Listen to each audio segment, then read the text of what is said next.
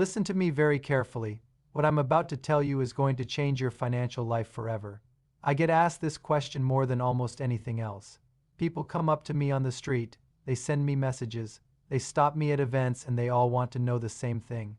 Should I invest my money or should I pay off my debt first? Let me tell you something right now.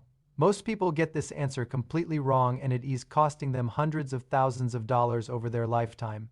Before I give you the answer, before I break down exactly what you need to do, I need you to do something for me. Hit that subscribe button right now. Become part of this community. We're building something special here, a group of people who understand that financial freedom isn't a dream, it's a choice. And if you want to make the right choices, you need to be here learning with us. Now, let's get into it. Here's the brutal truth that nobody wants to hear. Most of you are drowning in debt and you don't even realize it.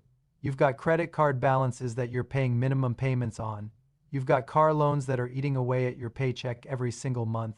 Maybe you've got student loans that feel like a ball and chain around your ankle. And what are you doing? You're watching videos about the stock market. You're thinking about buying cryptocurrency. You're dreaming about real estate investments. Stop it. Stop it right now. You want to know why? Because you're not an investor. You're a debtor. And there's a massive difference between the two. Let me explain something about how money actually works, something they do and teach you in school, because honestly, the education system has failed you on this front. When you have debt, especially high-interest debt like credit cards, you are bleeding money every single day.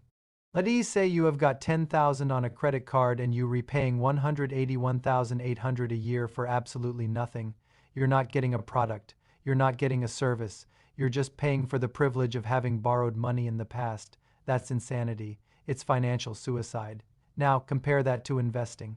Let's say you take that same $10,000 and you put it into the stock market. This is what I call the debt trap, and millions of people are stuck in it right now. They think they're being smart by investing while carrying debt, but they're actually making the worst financial decision possible.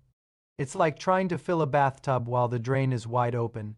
It doesn't matter how much water you pour in, you're never going to fill that tub. The same thing happens with your wealth. You can invest all you want, but if you've got high interest debt, you're never going to build real wealth. You're just spinning your wheels, working harder and harder and getting nowhere. Now, I know what some of you are thinking. What about good debt? What about mortgages? What about loans that help me build my business? Hold on, we're going to get to that. But first, you need to understand the fundamental principle here. Debt is a tool, and like any tool, it can be used correctly or incorrectly. A hammer can build a house or it can smash your thumb. Debt is the same way. But here's the thing. Most people don't know how to use debt correctly. They treat all debt the same way, and that's a massive mistake. So let me break this down for you in a way that's crystal clear. There are two types of debt in this world. There's consumer debt and there's investment debt. Consumer debt is anything you borrow to buy things that lose value. Credit cards for clothes and dinners. Car loans for vehicles that depreciate the second you drive them off the lot. Personal loans for vacations or weddings. This is toxic debt. This is the debt that's killing your financial future. This debt has no place in your life. None whatsoever. If you have this kind of debt, you need to attack it like your life depends on it, because financially it does. Investment debt is completely different. This is debt that you use to acquire assets that either hold their value or go up in value over time. A mortgage on a property that you're going to rent out, that's investment debt.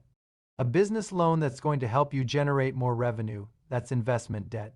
Student loans for a degree that's actually going to increase your earning power, that can be investment debt if you do it right. The key difference is this. Investment debt puts money in your pocket over time. Consumer debt takes money out of your pocket forever. So when people ask me, should I invest or pay off debt? My first question back is always, what kind of debt are we talking about? If you're sitting there with credit card debt, if you've got personal loans, if you've got a car payment on a vehicle you didn't need, here's my answer, and I want you to listen very carefully. Do not invest a single dollar until that debt is gone. Not one penny. I don't care if your friend told you about some hot stock. I don't care. If you think you found the next big thing, I don't care if someone's promising you huge returns. Until that consumer debt is paid off, you are not ready to invest, period. End of story. You need to take every extra dollar you have and you need to throw it at that debt like your hair is on fire. Why? Because paying off an 18% credit card is the same thing as making an 18% guaranteed return on your money. Show me an investment that guarantees you 18% returns year after year with zero risk. You can't because it doesn't exist. So stop overthinking this. The math is simple, brutal, but simple. Now let me tell you what most people do wrong when they finally decide to pay off their debt. They make minimum payments. They spread it out over years and years because they want to keep their lifestyle comfortable. They want to keep going out to dinner, buying new clothes, taking vacations, and you know what? That's fine if you want to be broke forever, but if you actually want to build wealth, if you actually want financial freedom, you need to make sacrifices right now. I'm talking about real sacrifices. Cut up those credit cards, stop eating out every night, cancel subscriptions you don't need. Drive that old car for a few more years, live below your means for a period of time so that you can live above your means for the rest of your life. This is the price of admission to wealth, and most people aren't willing to pay it. Here's a strategy that I want you to implement starting today. It's called the debt avalanche method. You take all your debts and you list them by interest rate, highest to lowest. You make minimum payments on everything except the highest interest debt, and on that one, you attack it with everything you've got. Every extra dollar, every bonus, every tax refund, everything goes to killing that highest interest debt first. Why? Because that's the debt that's costing you the most money. Once that's gone, you move to the next highest interest debt and you attack that one. You keep doing this until all your consumer debt is completely eliminated. And I'm going to tell you something. This process is going to be painful. It's going to take discipline. There are going to be months where you feel like you're not making progress, where you're tempted to give up, where you want to just throw a few $100 into some investment because you feel like you are missing out. Don't do it. Stay focused. Stay disciplined. Because once that debt is gone, once you're finally free, that's when your real wealth building journey begins. Now I know some of you are sitting there thinking, what about my mortgage? Should I pay that off before I invest? This is where we need to have a more nuanced conversation. A mortgage is different from credit card debt for several reasons. First, the interest rate is usually much lower. Most mortgages are somewhere between 3% and 7% depending on when you got it. Second, mortgage interest is often tax deductible, which effectively lowers your rate even more. Third, your home is an asset that typically appreciates over time. So the question with mortgages isn't as black and white. Here's my rule of thumb. If your mortgage interest rate is above 6%, I want you to pay it off aggressively before you start investing heavily. If it's below 4%, it probably makes sense to make your regular payments and invest extra money instead. If it's somewhere in between, you need to do the math based on your specific situation. But let me be very clear about something. Even if you decide to invest while you have a low-interest mortgage, you better be investing wisely. You better not be gambling on meme stocks or throwing money at cryptocurrency hoping to get rich quick. If you're going to carry debt while investing, your investments need to be solid, diversified, and focused on long-term growth. I'm talking about index funds, dividend-paying stocks, real estate that generates cash flow. Boring maybe, but boring makes you rich. Exciting makes you broke. Here is another thing that people do and think about when they are deciding between paying off debt and investing. It's the psychological factor. Debt is stress. It doesn't matter how low the interest rate is. Having debt hanging over your head affects your decision-making, your sleep, your relationships, your mental health.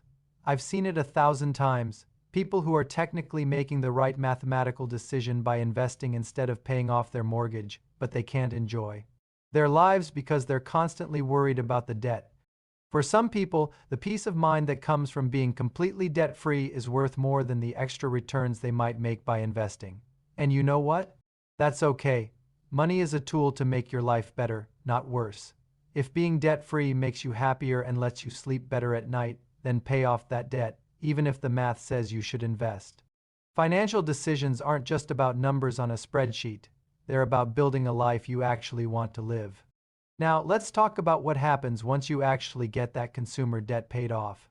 This is where it gets exciting. This is where you transition from being a debtor to being an investor. And let me tell you, this is one of the best feelings in the world. Suddenly, all that money that was going to credit card companies, to car loans, to paying off your past mistakes, that money is now yours to deploy. You can start building real wealth. You can start making your money work for you instead of working for the bank. But here's where most people make another huge mistake. They finally get out of debt and then they go right back into it. They celebrate by buying a new car, taking an expensive vacation, upgrading their lifestyle. Don't be that person. When you get out of debt, you need to stay out of debt. You need to maintain that discipline that got you there in the first place. Here's what I want you to do once you're debt-free. Take that same amount of money you were using to pay off debt and immediately redirect it into investments. If you were paying $1,000 a month toward debt, now you invest $1,000 a month. Your lifestyle doesn't change, but your net worth starts skyrocketing. This is how you build wealth. This is how you go from living paycheck to paycheck to actually having financial security. And I'm going to tell you something else. Once you start investing consistently, once you see your portfolio growing month after month, year after year, you're never going to want to go back into debt again. You are going to realize that debt was stealing your future and now you are finally taking it back. Let me give you the bottom line here because I want to make sure this is absolutely clear. If you have high-interest consumer debt, credit cards, personal loans, anything above 8% or 10%, stop everything and pay it off first. This is not negotiable. You cannot build wealth while you're being charged 18% interest. It's mathematically impossible.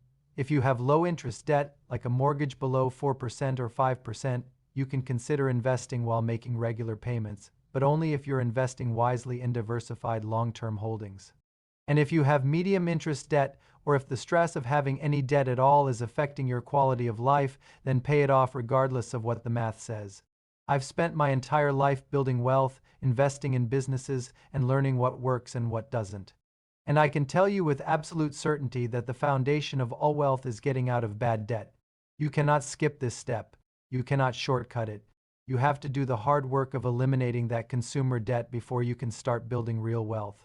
But once you do, once you're free from those chains, the possibilities are endless. You can start investing aggressively. You can build a portfolio that generates passive income. You can create the financial freedom that lets you live life on your terms. That's what I want for you. That's why I'm here telling you these hard truths. Now, I need you to do something for me right now. If this video has opened your eyes, if you finally understand why you need to get serious about your debt, I need you to smash that like button. I need you to go to the comments and tell me what your biggest financial challenge is right now. Are you drowning in credit card debt? Are you trying to decide whether to pay off your mortgage or invest? Let me know because I read these comments and I want to help you. And if you haven't subscribed yet, what are you waiting for? Subscribe right now and hit that bell so you never miss a video. Better yet, become a member of this channel. Support what we're doing here. We're trying to give you the financial education that nobody else will. We're trying to tell you the truth even when it's hard to hear. Your support makes that possible. I'll see you in the next video.